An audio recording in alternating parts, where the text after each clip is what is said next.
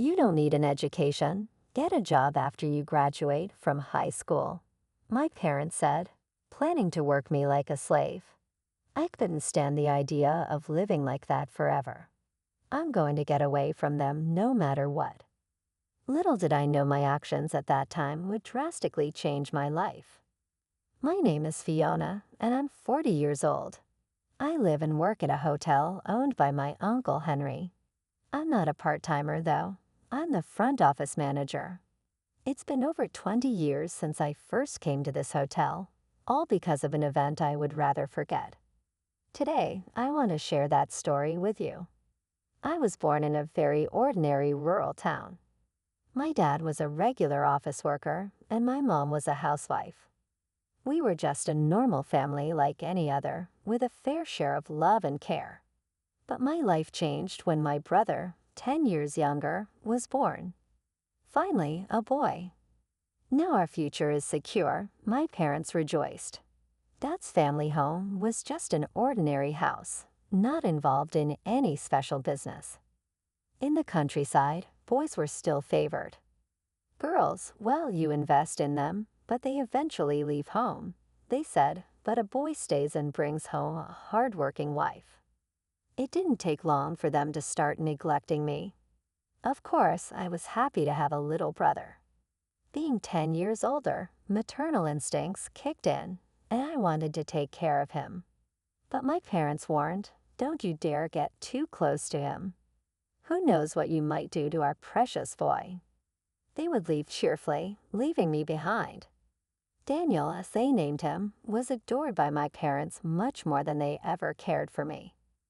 Let's get dressed, Daniel, and go out today. We'll buy you anything you want, they would say, leaving me behind with chores. Fiona, you stay and do the chores. Clean, do laundry, and prepare dinner. You're not as endearing as Daniel. With those words left hanging, I was desperate to be liked by my parents. I made sure to follow their orders and behave in a way that wouldn't upset them. But a certain truth came to light. My parents' affection never returned to me. Daniel desired games, clothes, and toys without limit, and my parents indulged him endlessly. Then a certain truth came to light. Daniel is really smart, like a gifted child. They discovered gifted, meaning born with high intelligence and exceptional abilities. According to Mom, a medical checkup revealed his IQ was higher than kids his age. He's a genius. We have always suspected it from his birth, they boasted. Indeed, you are our true child. We look forward to your future. My parents became even more doting towards Daniel. Their pampering of Daniel intensified, taking him on trips to stimulate his curiosity and spending lavishly on his education. The amount of money spent on Daniel was more than a regular salaried family could afford. The expenses strained our finances, and our household quickly fell into poverty. In their desperation to provide him with the best learning environment, my parents borrowed heavily from relatives and friends. And as I was graduating high school, the worst was thrust upon me. You don't need an education, do you? Once you're done with high school, start working and bringing in money. I had never imagined that I would be denied college to fund Daniel's education. I wanted to go to college and study. However, my parents were furious at my words. Our family isn't wealthy enough to waste money on someone useless like you. Your grades aren't even that great, so don't be selfish, they said.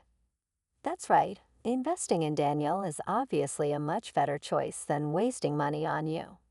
Still, I pleaded desperately with my parents, but their words were final. We have no use for someone who doesn't contribute. Our pride is all we need. With that, my spirit was crushed. An unwanted child, that day I cried bitterly, cursing my unjust fate. Amidst my tears, I remember the hotel run by Uncle Henry, a place we often visited before Daniel was born. I was happy and loved by my parents back then. With those memories, I found myself heading towards Henry's hotel. Fiona, is that you? What happened? Henry and Jennifer, cleaning the front entrance, rushed over as they noticed me. Overwhelmed with relief and shame, I broke down in tears. They patiently listened to my story after I poured out everything. Henry said, "Is that so? You've had it rough, Fiona. Why don't you work here?" "Oh, what? We're always short-staffed." "If you don't want to be at home, you can work here." Henry smiled and probably contacted my parents. "I'll take care of Fiona from now on. You can do as you please with her. Just send us the money," they responded. "Understood, but as an apprentice, she'll earn $600. "That's the most I can offer," Henry said. $600? That's too little. "Look, I'm not doing this out of charity. I'm hiring an inexperienced worker. She'll live and work here, so we'll take care of board and lodging. After deducting that, $600 is what's left." "It's fair enough." Henry was firmer than usual. I worried if I was about to be put in a terrible situation. Was Henry's kind smile justified? Such anxieties crossed my mind. Despite hoping my parents would object to such conditions, they agreed. "Fine, we need the money anyway, but make sure you write a contract stating you won't complain about how we do things." That's how I ended up with Henry and Jennifer. "Don't worry, Fiona. Everything will be fine now," Henry said. But I wasn't ready to just start working. I really wanted to go to college. "Of course you will. What about making studying and enjoying college life your job here?" Jennifer proposed. "Is that really a job, though?" I was full of questions. Jennifer affirmed Henry's idea. "Yes, you'll have plenty of time to work when you're older. For now, enjoy being young." So after graduating high school, I went to college, helping out at the hotel during holidays. "Fiona, you're so skilled. Why don't you try some crafts?" "Really? I would love to." "Fiona, we're having steak for dinner tonight. You like that, right?" "Really?" Awesome. Henry and Jennifer, who had no children, treated me like their own. After graduating from college, I decided to work at Henry's hotel.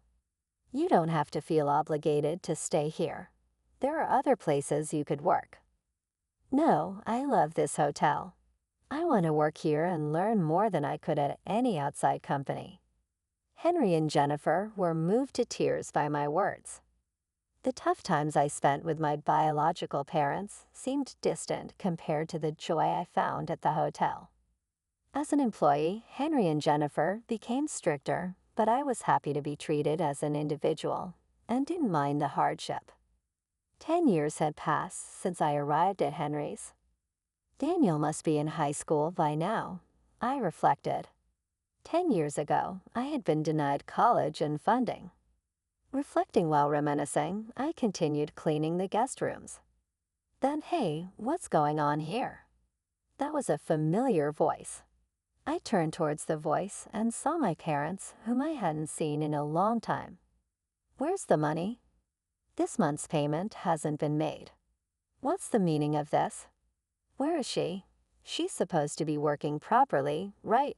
they demanded of Henry and Jennifer.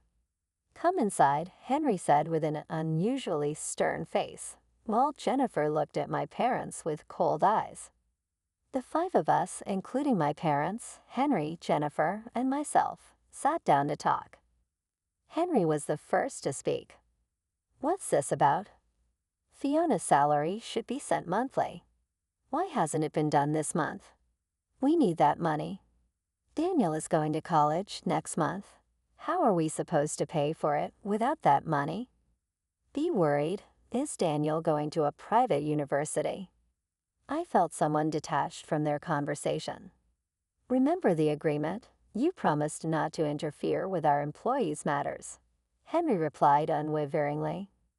"That's financial matters." "Preposterous. Fiona is our daughter," my father retorted. "It's quite something for you to say that after neglecting her for 10 years, only caring about the money," Jennifer coldly responded. "But their focus remained solely on financial matters, like a broken record. Just give us the money. Do you have any idea how much college costs? Calm down. Daniel is going to work at the hotel starting next month, Henry revealed. What? Even I was surprised by this announcement. How come Daniel is going to work here? My parents questioned. I received a call from him last month. He wanted to work here, so he sent his resume, and we conducted a phone interview. He was quite eager, so I hired him on the spot. Henry explained with a smile. Wait a minute, what do you mean? We don't approve of this without our consent. My parents objected. That's why we're glad you came. Please sign here to approve, Jennifer requested. What? I finally understood. Henry and Jennifer knew my parents would never come unless they felt it was their own idea, so they manipulated the situation to bring them here. Originally, the money sent to you was at Fiona's request to ensure Daniel didn't live in hardship. But now that Daniel is willing to work, there's no need to send money anymore. That's why we stopped the payments, Henry stated. Of course, I had no knowledge of this as I had left all matters of sending money to my parents to Henry and Jennifer. I won't accept this. Daniel is exceptional. He's not like those who are useless without a college degree, Dad exclaimed, pointing at me. Not attending college? What are you talking about? Fiona graduated from a state university, Mom said. A state university? When did you? I have already graduated, and I'm working at this hotel. What? I spoke to my parents for the first time in nearly a decade. And then another guest entered the scene. I'm living here from today, Daniel declared in his hotel uniform, speaking curtly. Daniel, Mom covered her face in disbelief. Daniel, looking good, is the uniform fitting well? It's fine. I look forward to working with you, Daniel replied, bowing to Jennifer. Mom tearfully confronted him. Daniel, you're a smart boy. You shouldn't be doing this kind of hospitality work meant for anyone. You're meant for more dignified work. I'm not smart. I had bad grades in high school, according to Dad and Mom. Doesn't that make me useless? No, we never meant that, Dad said. To Fiona, preventing her from going to college. Then I surely don't deserve to go, right? But nowadays, not going to college is embarrassing, isn't it? As parents, you embarrassed your own daughter by doing exactly that. How does that reflect on you? We thought you had talent and invested heavily in you. That was never my request. Each word from my parents boomeranged back to them. Daniel's quick wit was too quick, I thought, more adept than a seasoned comedian. As my parents were left speechless, Henry added, You see, the kids have grown up far beyond what you think.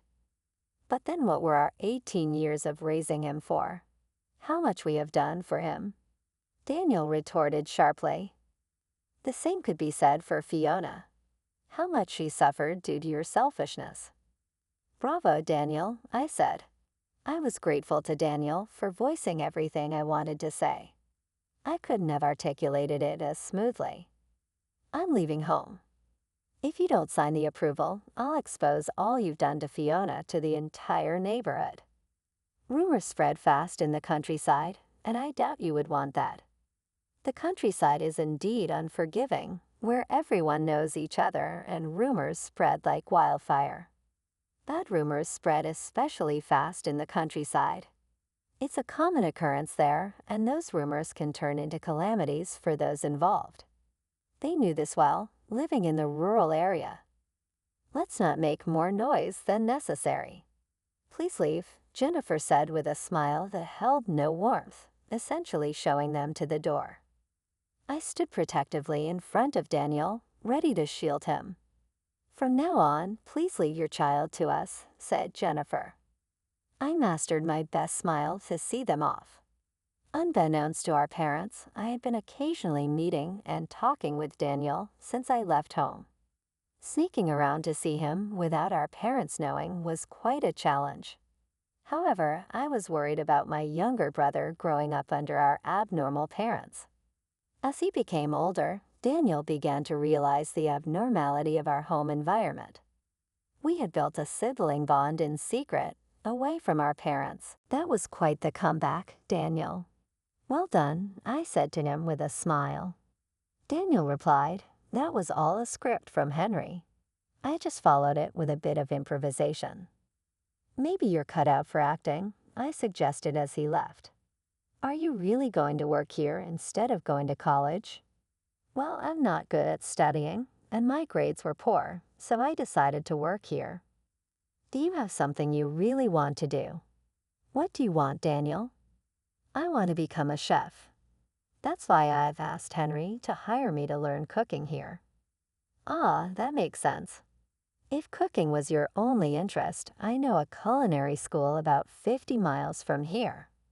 Do you want to go? But school is expensive. I don't have the money.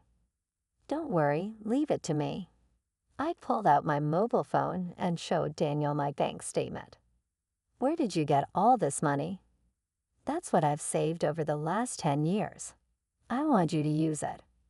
I had been saving a little from my part-time jobs and hotel salary since college, anticipating a day like this might come. Let me do something slay for once, I said with a smile, tapping my chest. Daniel quietly shed tears. Daniel passed the entrance exam and was admitted to the culinary school, living in a dormitory as it was too far from the hotel. After graduating, we traveled around, tasting dishes at various restaurants. Now he's the chef and owner of a restaurant specializing in creative cuisine. He's truly the capable Daniel I knew, not just in cooking, but also in expanding his horizons in business management and consulting. He seems to be enjoying the challenging work every day, occasionally returning to the hotel to discuss cooking and new business strategies with Henry and Jennifer. One day, I would like to come back to this hotel after getting more experience, he says. Since then, my parents, shamed by their children's departure and exposed by neighborhood gossip, have fled their home. The information that the house is toxic has spread. It's best to stay away. To sell their children is just awful. I don't want anything to do with them. The house is considered toxic, and they have become isolated, now living quietly somewhere else. Occasionally, they contact Henry and Jennifer, longing to hear from or see their children. You don't have children, we're taking care of them. Henry and Jennifer firmly rejected their advances. As for me, I'm still working hard every day as the front office manager. Recently, Henry and Jennifer made me an offer. How about taking over the hotel eventually? We know it's a demanding job, but we believe Fiona can handle it. Hotel manager Jennifer had aged considerably, and it's clear they both want to retire and enjoy the rest of their lives. I understand. I'll do my best to repay your kindness, I replied without hesitation. I'll need to be calm and composed, considering I'll be the hotel manager one day. It's been a tiring life, but now I find each day fulfilling. I used to live so carefully not to upset my parents, but now here I am, instructing employees to greet customers with a loud and cheerful voice. That's what I'm doing now. Life is really unpredictable. Whenever I see you, Fiona, you're always so beautiful and energetic. What's your secret? Customers sometimes ask. I always respond, perhaps it's living each day with dedication.